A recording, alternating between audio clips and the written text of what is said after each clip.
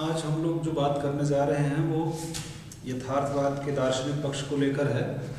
और अब तक जो हमारी बातें हुई हैं यथार्थवाद में, उन बातों की ओर एक बार और ध्यान आपका पीछे ले जाना चाहता हूँ। हमने सबसे पहले तो यथार्थवाद के बारे में जाना था कि इस विचारधारा का मतलब क्या होता है, यथार्थवाद के मायने क्या हैं। फिर इसकी कुछ परिभाषाओं को हमने देखा था, तो ये बात निकल कर सामने आई थी कि यथार्थवाद वस्तु की स्वतंत्र सत्ता को स्वीकार करता है और उसे मानव के अस्तित्व से अलग मानता है, स्वतंत्र मानता है। फिर उसके बाद हमने इसके मानवतावादी यथार्थवाद, ज्ञानेंद्रिय यथार्थवाद और सामाजिक यथार्थवाद, तीनों प्रकारों को हमने देखा था, जिसमें मानवतावादी यथार्थवाद के समर्थक थे रेसिमस, रेवले और मिल्टन। ज्ञानेंद्रिय यथार्थवाद के मूल कास्टर बेकन और रटके, और सामाजिक यथार्थवाद जो था उसके थे मॉन्टेन, बेकन और लॉक। इसके अलावा कुछ प्रमुख यथार्थवादियों को करके हमने एक वीडियो में पीछे देखा था, जिसमें हमने उनके योगदान के बारे में भी चर्चा की थी। आज जिस मुद्दे पर बात करने जा रहे हैं वो एक दर्शन के रूप में यथार्थवाद की जो मेटाफिजिक्स है, एपिस्टेमोलॉजी है और जो एक्सियोलॉजी है उसके बारे में बात होगी। तो सबसे पहले बात करते हैं मेटाफिजिक्स यानी कि तत्व मीमांसा की। तत्व मीमांसा, तत्व मीमांसा, मेटाफिजिक्स।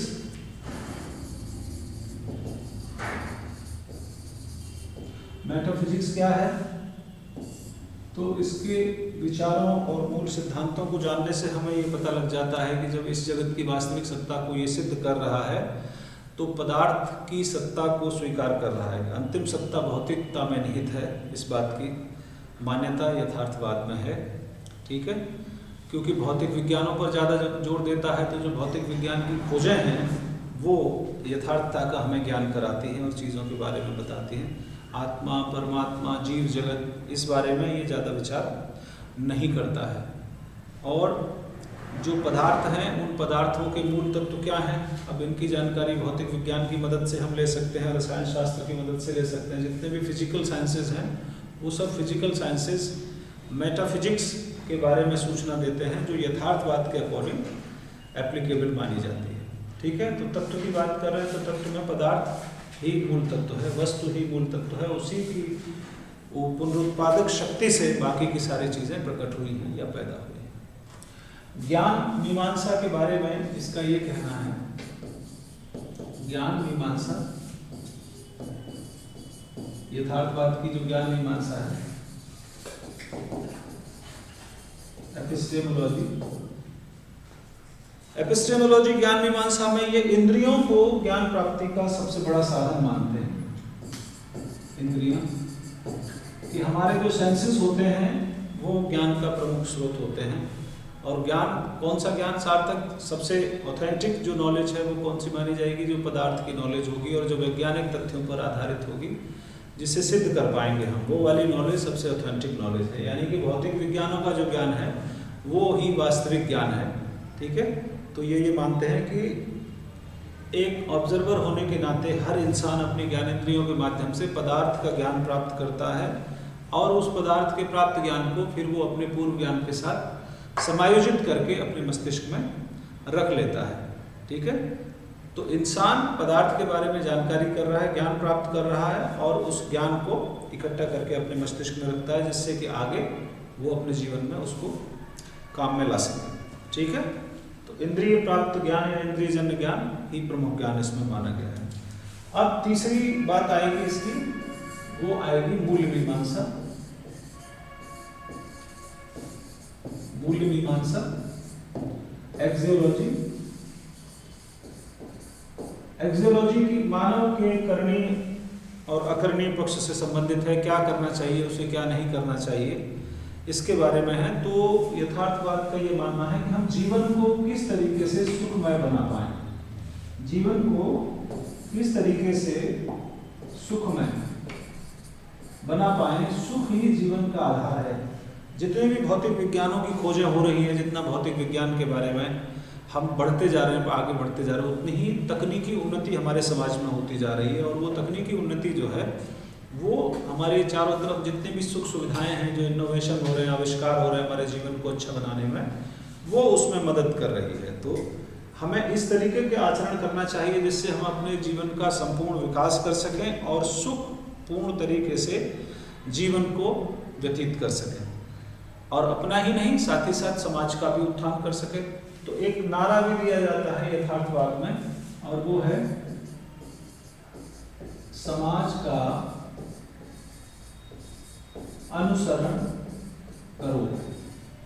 ये नारा आप देखेंगे तो दिखने भर में प्रतीत होता है प्रयोजनवाद का, क्योंकि प्रयोजनवादी विचारधारा समाज पर सबसे ज्यादा बल देती है, पर यह है वास्तव में यथार्थवाद का। और यथार्थवाद ये कहता है कि जो मेन स्ट्रीम चल रही है सोसाइटी में, जो कुछ चीज़ें चल रही हैं, मुख्य धारा की जो चीज़ें समाज में चल रही हैं, उनके साथ इंसान को अपने आप को अपडेट करते रहना चाहिए। जो भी विज्ञान में नित नए आविष्कार हो रहे हैं, नित नई चीज़ें सोसाइटी में आ रही हैं, उन सब चीज़ों को हमें अपने जीवन के लिए भी अपना लेना चाहिए, तभी हम समाज के साथ चल पाएंगे और तभी अपने जीवन को बेहतर बना पाएंगे। तो एक तरीके से अपडेट रहने की बात करता है यथार्थवाद मनुष्य को, कि हमें अपने जीवन में अपडेट रहना चाहिए। तो ये सब कुछ मुख्य बातें हैं, इसकी दार्शनिक बातें हैं जिन पर हम पहले से भी चर्चा करते चले आ रहे हैं। और थोड़ा सा और आगे बढ़ें तो दूसरा पक्ष इसका जो आता है वो आता है यथार्थवाद का शैक्षिक पक्ष। शिक्षा के बारे में यथार्थवाद क्या कहता है, जरा उस पर थोड़ी सी चर्चा की जाए।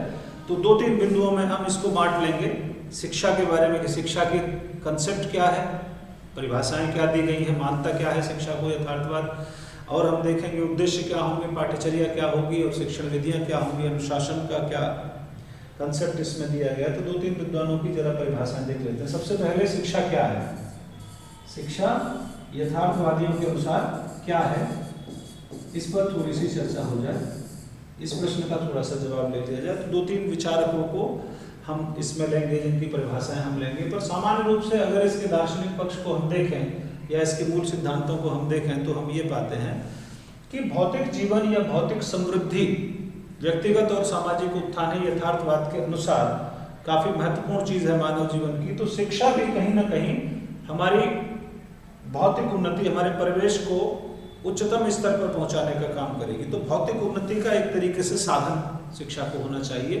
यथार्थवाद के अनुसार। अब कुछ परिभाषाएं मैं देखता हूँ यहाँ पे, जैसे रसेल की बात करते हैं, बर्टन रसेल ने एक परिभाषा दी शिक्षा की, और वो कहते हैं कि शिक्षा मानसिक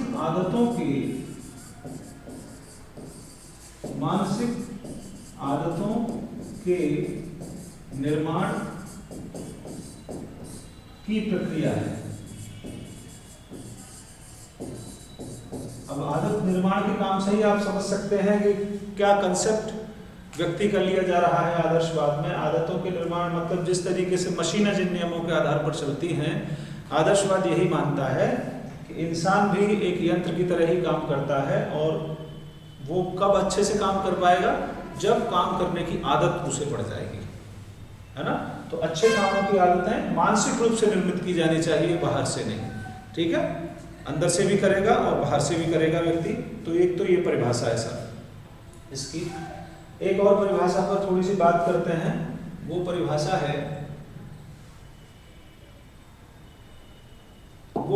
है कमेनियस की।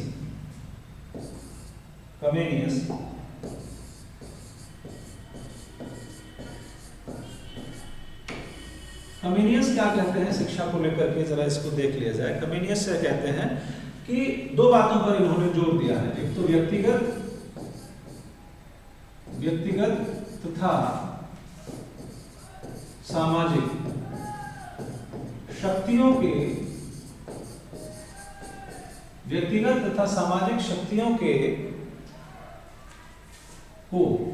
को जागृत करने की प्रक्रिया है।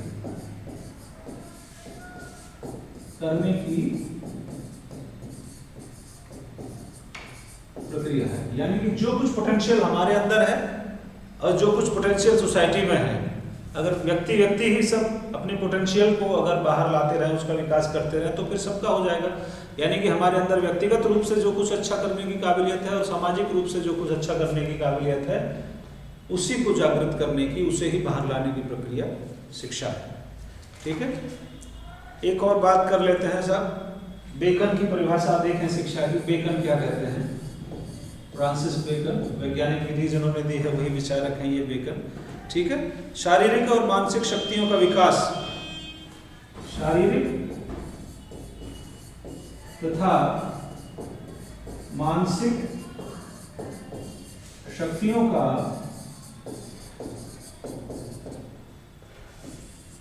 विकास। ठीक है, तथा दो बातें तो इन्होंने ये मानी कि शिक्षा में क्या है, शारीरिक और मानसिक शक्तियों का विकास तथा प्रकृति को पूर्णता की ओर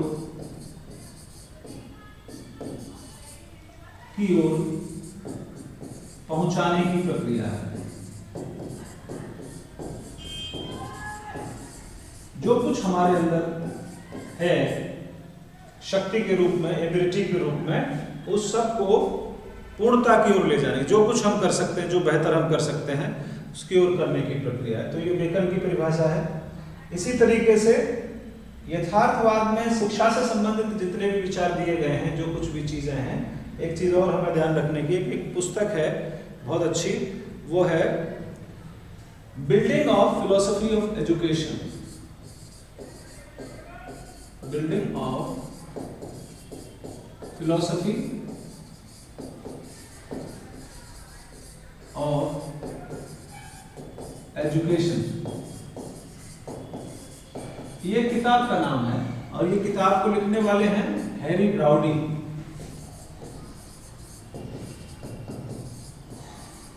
हैरी ब्राउडी, हैरी ब्राउडी की ये जो पुस्तक है, इसमें पूरा जो रियलिस्टिक एजुकेशन का सिस्टम है वो किस तरीके का होना चाहिए वो डिटेल में लिखा हुआ है।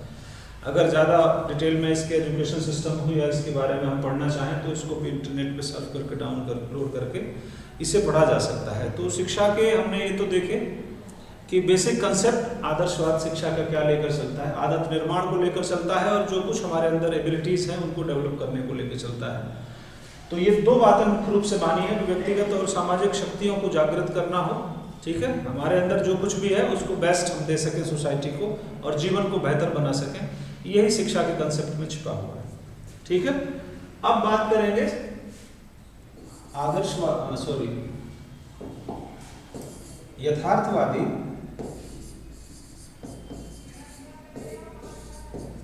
यथार्थवादी शिक्षा के उद्देश्य। यथार्थवादी शिक्षा के उद्देश्य क्या है, जरा उनके बारे में बात कर लेते हैं। ठीक है, तो जीवन को सुखमय बनाना। अगर हम यथार्थवादी शिक्षा के उद्देश्यों को ठीक से जानना चाहें, इसके बारे में और ज़्यादा चीज़ों को समझना चाहें, तो थोड़ा सा बैकग्राउंड हमें समझना पड़ेगा रूस का। रूस देश में यथार्थवादी शिक्षा जो है वो मतलब प्रयोगात्मक तौर पर वहाँ प्रचलित है। जिस तरीके से प्रयोजनवादी शिक्षा अमेरिका में प्रचलित है, उसी तरीके से यथार्थवादी शिक्षा जो है वो रूस में प्रचलित है। तो रूस की शिक्षा व्यवस्था को अगर हम ठीक से देख लें तो हमें यथार्थवादी शिक्षा के बारे में बहुत सारी डिटेल समझ में आ जाएगी। और इसके साथ ही साथ दो तीन चीज़ें और हमें समझनी होंगी। वो समझनी होगी, एक तो हमें पेवलव का नाम सुना होगा आप सबने। पेवलव का नाम याद आते ही वो कुत्ते वाला एक्सपेरिमेंट उसका याद आ जाता है हमें। पेवलव जो हैं उनकी जो मनोवैज्ञानिक खोजें हैं वो यथार्थवाद के प्रयोगात्मक पक्ष से बहुत मैच करती हैं, बिल्कुल नज़दीक है। पेवलव क्या कहते हैं, सीखना किस तरीके से होता है? सीखना एक मैकेनिकल और कंडीशनिंग की प्रक्रिया है। तो जहाँ पर सीखने को एक यांत्रिक प्रक्रिया के रूप में, एक आदत निर्माण की प्रक्रिया के रूप में परिभाषित किया जा रहा है, वो दो उद्दीपकों के बीच संबंध स्थापित करने की प्रक्रिया के रूप में जहाँ पर परिभाषित कर रहे हों पेवलव, तो उसी तरीके से हमें यहाँ समझ जाना चाहिए कि यथार्थवादी शिक्षा का रूप किस तरीके का है, जैसा सीखना पेवलव बताते हैं। पेवलव का जो सीखना है उसके हिसाब से ये बताते हैं। ठीक है, और ये बताते हैं कि इंसान ठीक उन्हीं सिद्धांतों और नियमों के आधार पर काम करता है जिन सिद्धांतों और नियमों के आधार पर जानवर, जीव जंतु या मशीनें करते हैं। लगभग उसी तरीके से हम भी काम करते हैं अपने जीवन में, उसी तरीके से चीज़ें हमारी भी होती हैं। तो रूस की जो शिक्षा व्यवस्था है उसमें जो चीज़ें दी गई हैं, अगर उनका थोड़ा सा एक ओवरव्यू ले लिया जाए तो उसमें भी हम समझ पाएंगे कि ये यथार्थवादी जो शिक्षा है उसके उद्देश्य क्या हैं, उसकी असल में प्रकृति क्या है। ठीक है, तो उद्देश्य क्या है, एक और यहाँ पर हम उद्देश्यों की बात कर रहे हैं तो एक कोटेशन और मैं कमेनियस की यहाँ पर कोट करना चाहूँगा, कमेनियस, और वो कोटेशन ये है कि शिक्षा का अर्थ निर्माण है। शिक्षा का अर्थ निर्माण, ठीक है, शिक्षा का अर्थ निर्माण है। किस चीज का निर्माण है? और विद्यालय मनुष्यों के ढालने का स्थान है। मतलब सांचे में जिस तरीके से ईंटों को ढाला जाता है उसी तरीके से जैसे पदार्थों को हम शेप दे देते हैं किसी सांचे में डालकर, तो विद्यालय भी वही काम करेंगे, सीधे सीधे सांचे में ढाल देंगे मनुष्यों को। और सांचे में कैसे ढलेंगे? सांचे में ढलते हैं वो शारीरिक और मानसिक अच्छी आदतों का निर्माण करके वहाँ पर। और ये आदतों का निर्माण कैसे होगा? याद कर लीजिए पेवलोव को, जैसे कंडीशनिंग उन्होंने करवाई थी कि ये उद्दीपक देंगे तो ये करेगा, ये उद्दीपक देंगे तो ये करेगा। इस तरीके की चीजें ये यथार्थवादी विचारक मानते हैं। ठीक है, तो अब पॉइंट वाइज अगर हम देखें या अलग अलग विचारकों की हम ले लें, चलिए पहले हम विचारकों की ही बात कर लेते हैं कुछ को। ठीक है, एक बहुत प्रसिद्ध विचारक हैं व्हाइटहेड। ठीक है, व्हाइटहेड की हम बात कर लेते हैं कि व्हाइटहेड क्या कहते हैं।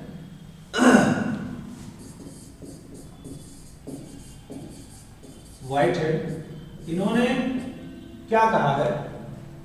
इन्होंने कुछ बहुत ही बेसिक बातें बताई हैं शिक्षा को लेकर के। इनका एक बहुत प्रसिद्ध कथन है कि बच्चे का दिमाग कोई संदूक नहीं है जिसमें आप जितनी चाहें सूचनाओं को लगातार भरते चले जाएं। तो एक तो इन्होंने शिक्षा का उद्देश्य ये माना है कि तकनीकी ज्ञान दिया जाना चाहिए बच्चों को। ये व्हाइटहेड की बात है। तकनीकी ज्ञान, विज्ञान, और सबसे लास्ट ये स्थान देते हैं कला की सराहना करना सिखाना है। शिक्षा का उद्देश्य क्या है? शिक्षा का उद्देश्य यह है कि हम बच्चों को इस लायक बना सकें कि वो टेक्निकल नॉलेज, साइंटिफिक नॉलेज और आर्ट्स जो कुछ बेहतरीन है इन सब सब्जेक्ट में उसको अप्रिशिएट कर सकें। अप्रिशिएट करने का मतलब है उसे सीखेंगे तभी जब अप्रिशिएट करेंगे उस चीज को। ठीक है, साथ ही साथ ये एक और चीज भी कहते हैं कि वैज्ञानिक दृष्टिकोण का विकास, वैज्ञानिक दृष्टिकोण का विकास, ये भी शिक्षा का एक मुख्य उद्देश्य है कि वैज्ञानिक तरीके से सीख पाए। ठीक है, तो ये हुई व्हाइटहेड की बात। थोड़ा सा उद्देश्यों को लेकर के हम और बात करते हैं और अब देखते हैं रसेल क्या कहते हैं। रसेल, बर्टन रसेल, बहुत बड़े मैथमेटिशियन से, इन्होंने बताई हैं साहब 4 एबिलिटीज, 4 शक्तियां कि उनको जागृत करना ही शिक्षा का मुख्य उद्देश्य है। कौन कौन सा? शक्ति पैदा करना, साहस, शक्ति पैदा करना, साहस पैदा करना, संवेदनशीलता,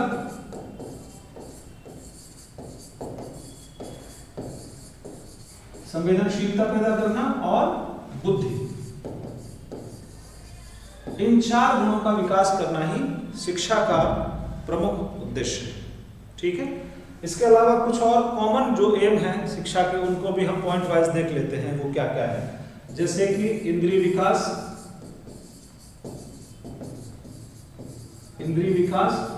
ठीक है, सेंस ऑर्गन्स का डेवलपमेंट किया जाना चाहिए, तथा प्रशिक्षण।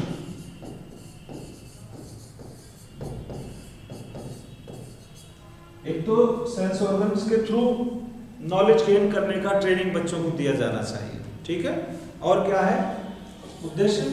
प्राकृतिक तथा सामाजिक वातावरण का ज्ञान, ये दिया जाना चाहिए बच्चों को साथ। ये भी शिक्षा का उद्देश्य है। और क्या हो सकता है?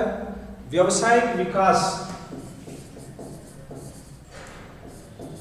व्यावसायिक विकास, ठीक है, प्रोफेशनल डेवलपमेंट, प्रोफेशनली डेवलप किया जाना चाहिए बच्चों को, ठीक है। और क्या कर सकते हैं, सृजनात्मक शक्ति का विकास, सृजनात्मक शक्ति का विकास, ये भी शिक्षा का उद्देश्य है आदर्शवाद के अनुसार। और क्या कर सकते हैं, यथार्थ जीवन के लिए तैयार करना, बालक को यथार्थ जीवन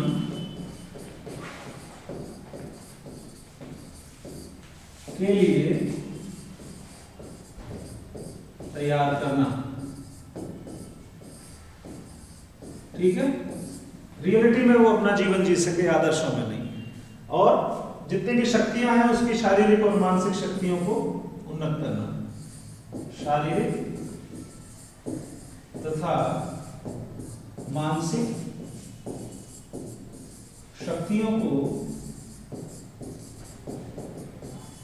विकसित करना। ये सब कुल मिला के एक मोटा मोटा लेखा जोखा है यथार्थवाद के अनुसार शिक्षा के उद्देश्यों पर, ठीक है। हम थोड़ी सी और बात करते हैं, एक नए टॉपिक की तरफ चलते हैं और वो है पाठ्यक्रम। पाठ्यक्रम के बारे में देखते हैं कि पाठ्यक्रम के विषय में यथार्थवाद का क्या है, ठीक है। यथार्थवाद और पाठ्यक्रम, तो ये बात तो क्लियर कट हमें समझ में आ जाती है कि यथार्थवाद क्योंकि फिजिकल साइंसेस पे सबसे ज्यादा बल देता है, मानव जीवन के व्यक्तिगत ज्ञानात्मक पक्ष पर सबसे ज्यादा बल देता है, ठीक है। तो भौतिक विज्ञान इसके पाठ्यक्रम में सबसे महत्वपूर्ण स्थान रखते हैं। भौतिक विज्ञान, ठीक है, फिजिकल साइंसेस, उनके बारे में ज्ञानात्मक विषयों पर बल देता है। ये एक बात और ध्यान रखने की है, ज्ञानात्मक विषय, ज्ञानात्मक विषयों पर बल, जिनसे ज्ञान की प्राप्ति होती है बाहरी वातावरण की, और उन पर बल देता है, ठीक है। और केवल ज्ञानात्मक विषयों पर ही बल नहीं देता है, बल्कि तथा उनका क्रियात्मक प्रशिक्षण, क्रियात्मक प्रशिक्षण भी दिया जाना चाहिए उनको। ये नहीं है कि केवल थ्योरी पढ़ा के छोड़ दो, बल्कि उन्हें उसका प्रैक्टिकल भी सिखाइए। इनका जो नारा है वो शिक्षा का पाठ्यक्रम निर्धारित करने में बहुत महत्वपूर्ण स्थान रखता है। ये कहते हैं कि शब्द नहीं वस्तु, ठीक है। तो पाठ्यक्रम जिस तरीके से होगा वो यथार्थ प्रधान होगा, वस्तु प्रधान होगा, ठीक है। और क्योंकि जीवन का उद्देश्य इन्होंने सुख माना है, सुख प्राप्ति माना है, तो ऐसे सारे विषय जो हमारे जीवन को सुखमय और अच्छा बनाने में काम आएंगे, उपयोगी होंगे, तो उपयोगी विषयों पर बल, ठीक है। जो भी हमारे जीवन में उपयोगी है, जो हमारे जीवन को बेहतर बनाता है, समृद्ध करता है, उसको हमें पढ़ाना चाहिए बच्चों, ठीक है। तो अब थोड़ा सा कैटेगराइजेशन समझने के हिसाब से जरूरी है, वो हम कर लेते हैं कि 3 तरीके के विषयों की मान लीजिए बात करता है यथार्थवाद। 3 तरीके के, किस तरीके से, जैसे कुछ सब्जेक्ट्स को तो प्राइमरी रखता है कि उनको तो पढ़ना ही पढ़ना है, फिर एक सेकेंडरी प्लेस पे रखता है, फिर एक तीसरी स्टेज में कुछ सब्जेक्ट्स को ये रखता है। तो जिन विषयों को प्रथम स्थान इन्होंने दिया है कि ये तो पढ़ाए ही जाने चाहिए, उनमें क्या होगा, कॉमन सेंस की बातें, फिजिकल साइंसेज ही होंगी। वैज्ञानिक विषय, वैज्ञानिक विषय, ठीक, फिजिक्स है, केमिस्ट्री है, जियोलॉजी है। द्वितीय स्थान क्योंकि समाज भी थोड़ा सा महत्वपूर्ण होता है। ये मानते हैं कि जीवन को अच्छा बनाने में समाज की भी भूमिका होती है, तो दूसरे स्थान पर ये सामाजिक विषय, इनको स्थान दे देते हैं। अर्थशास्त्र है, इतिहास है, राजनीति है, ये समाजशास्त्र है, इनको दूसरे। और एक तृतीय स्थान पर, यानी कि सबसे निम्नतम स्थान जो देते हैं ये पाठ्यक्रम में, वो कलात्मक विषयों को देते हैं। कलात्मक विषय, साहित्य, संगीत और कला, ठीक है, इनको ये सबसे नीचे की कैटेगरी पर रख देते हैं। चलिए तो थोड़ा और आगे बढ़ते हैं और अब बात करते हैं हम यथार्थवाद और शिक्षण विधियों की। यथार्थवाद तथा शिक्षण विधियां। कौन कौन सी शिक्षण विधियों की ये वकालत करता है? तो अमूर्त विधियों को तो निश्चित रूप से ये वकालत नहीं करेगा, क्योंकि ये वस्तुओं पर सबसे ज़्यादा बल देते हैं। और किस किस तरीके की बताई हैं विधियाँ, क्या क्या उनकी खास बातें हैं, इन सब बातों को हम करेंगे नेक्स्ट क्लास में। फिर मुलाकात होती है एक नई वीडियो में।